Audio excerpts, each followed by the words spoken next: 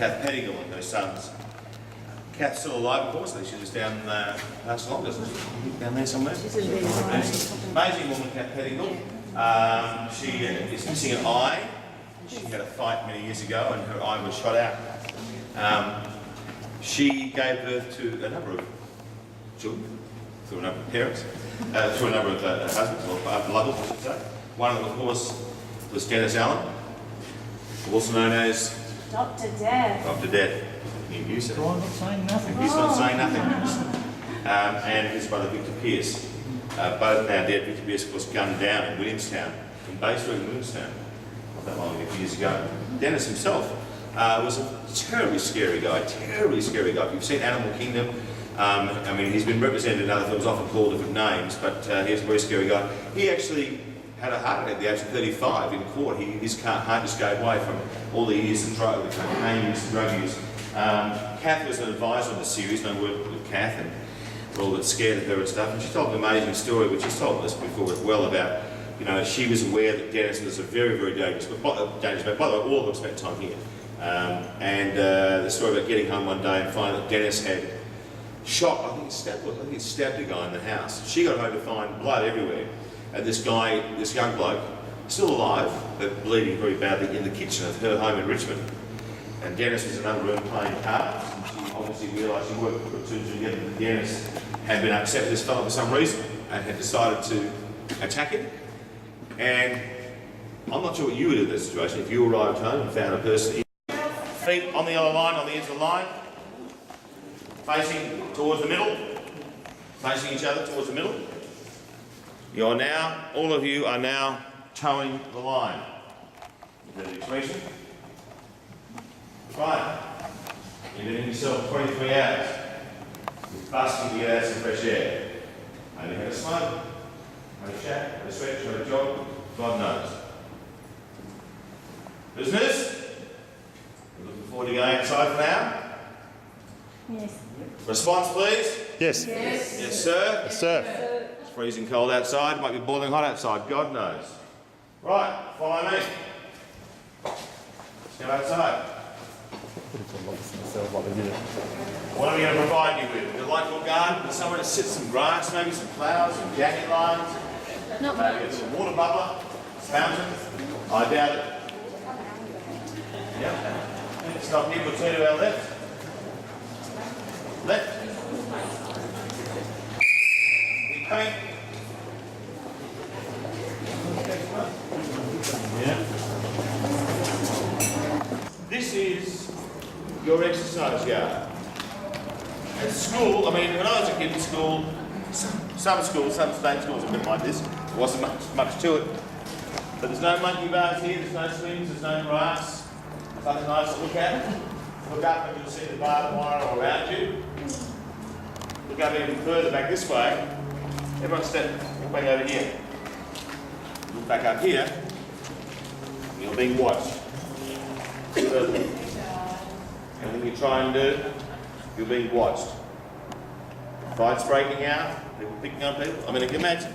Some people, like I'm probably one of them, if I was out here for an hour, the first thing I'd be doing is I'd be walking around. I'd be using the space to really stretch my legs, having that sort of space. Some people are going to be sitting quietly in the wall, mind their own business. Some people are going to be doing push-ups, exercises, whatnot. Some people no doubt be looking up there and thinking, I wonder how hard it would be. I wonder how hard it would be to get up over there, what's on the other side. If you come back over here, look up here, it's sort of double jeopardy up here. Not only have you got barbed wire at the end, it's pretty hard to see at night, but at the end there you've got more spikes as well. Because on the other side of that, right there, is a school. Yeah. So what if you're a child molester thinking about escaping? Well, that's what you might do. You might hear the children giggling at playtime and think, oh, there's kids just over there. Okay, so you're outside now. Boys and girls, form a queue here, please. Everyone form a queue just here. Two at a time. All over a queue. You've been in a cell for 23 hours. Probably playing with yourself, sir, I'm imagining. You playing with yourself? Yeah.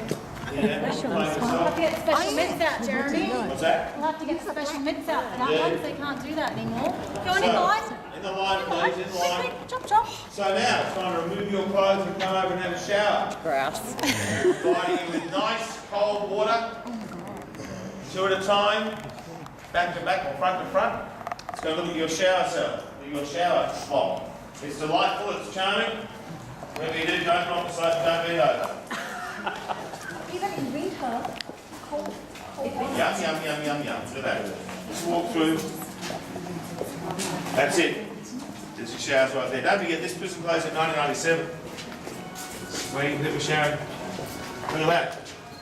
Once again, you'll notice it's concrete. There's no bits, no bits you might break off, no sharp tile you might break it, crack the tile and break it open so you can cut someone. Even the shower rows are hidden up there, so you can't break them off and use them to whack somebody over the head with. 2 at a time in there. Standing in here, taking a quick scrub. All right, let's go up the stairs. Let's go to the next level. Once again, watch yourselves on the stairs. I suggest you hold on to the.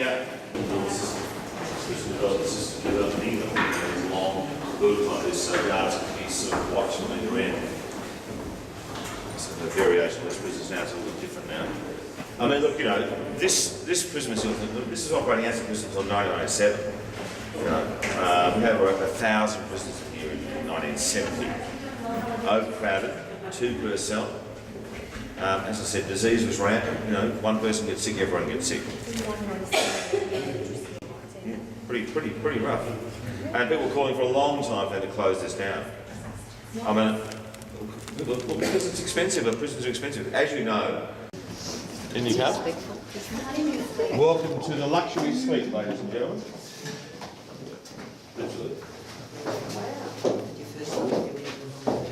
Husband and wife suite. Oh, husband. Here you go. Can you smell something in here? Oh, Can you smell something? Can everyone smell something bad? Yeah. I can't smell it. That's interesting. Not everyone can smell it. It smells just like Now this is interesting. When you're looking for ghosts, you need to use all of your senses. So some people hear things, some people see things, and some people smell things. I can't smell anything in here. A few other people can't, and a few people can. yeah. You run across with dead pig or something. So yeah. you're picking up on something in here. Now that's interesting because this is our honeymoon suite. Yeah, so if you were transferred to this cell, it was fantastic. You could eat whatever you wanted. You could smoke all the tobacco you desired. You could even have a lady friend for the night. Anyone know why? It was last night. Last night on Earth. Death row, that's It's the waiting room. Oh, it. So The big day is tomorrow. the very last man to be hanged in Australia was Ronald Ryan in 1967. It wasn't all that long ago. He spent his last night in here. Now, Ronald Ryan was incarcerated at Pentridge. He decided to escape. He grabbed another prisoner, Peter Walker. They made a run for it. Everything seemed to be going well. Ronald suddenly saw a firearm, which he picked up. He thought, fantastic, I'll grab that. The guards were pursuing them. Shots were fired. The guards were firing. Ronald was firing. And suddenly, bang, one of the guards was shot dead. Now, Ronald maintained that he did not shoot that guard. One of the other guards must have accidentally done so in the crossfire. But that didn't matter. The jury found him guilty and sentenced him to hang. Now, 1967 wasn't all that long ago, and the jury expected that the death penalty would be overturned to life sentence, which is what had been happening for the whole decade beforehand, but it hadn't. The people of Australia were outraged. They protested. They said, you can't hang a man. It's banned in most parts of the world. It's banned in other states. We protest. But the prison guards were protesting and saying, we're going to walk out on strike if you don't hang him. Justice needs to be done. Our mate was killed. So due to public pressure, Ronald Ryan was hanged here at Pentridge Prison, the last man to be executed in Australia. Are any of you old enough to remember that time? I was 7 years old at the time, and I remember I was too young to really understand what was going on, but it was certainly a huge story. Henry Bolton was the Premier of Victoria, and it was really down to him. It was like, imagine that was like Dennis Nath. It was all, it ended up resting on, he made the final decision. Do we hang him or do we give him life imprisonment? And you know, given the fact that more so after he died, this whole thing's come out that maybe he actually didn't shoot George Hodgson, that another prison guard shot him and then said, oh, you know, and then blamed him. So there was a huge protest. I remember at the time being aware that something was going on, and on the morning he was hanged, thousands gathered outside Pentridge prison with candles and a vigil, hoping that the last moment.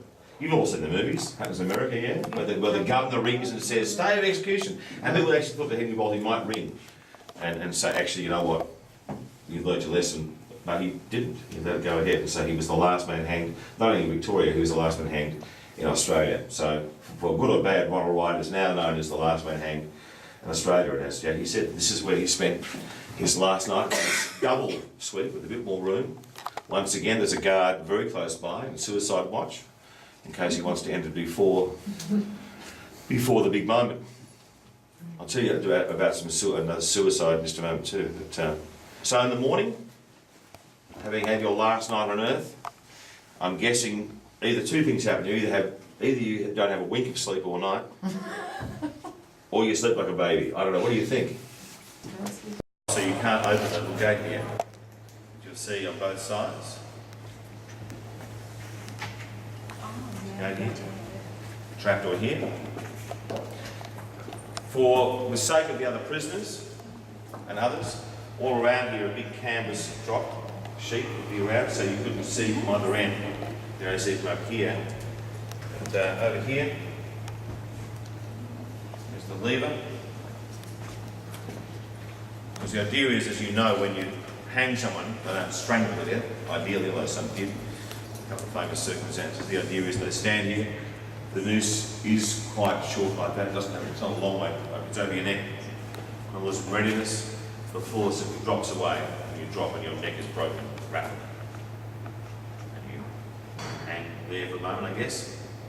Canvas here surrounding so people can't see, but I'm sure at that moment, once again, either, I guess we no one here that knows, because no one will either a prisoner here or a guard here in 1967, when he was hanged, whether the whole prison goes silent at that moment. I think it probably would. Whether the whole prison is yelling, I imagine it goes deathly silent, wouldn't you think? Everyone, every single person working in this building, both working and guests of Her Majesty, would know what was happening at 6 a.m. in the morning. Maybe some people might call out, good on you, Ronald, go for it, son, you know, be brave, whatever. Certainly when Ned Kelly was hanged, his mother was working at the prison when he was hanged on November the 11th, 1880.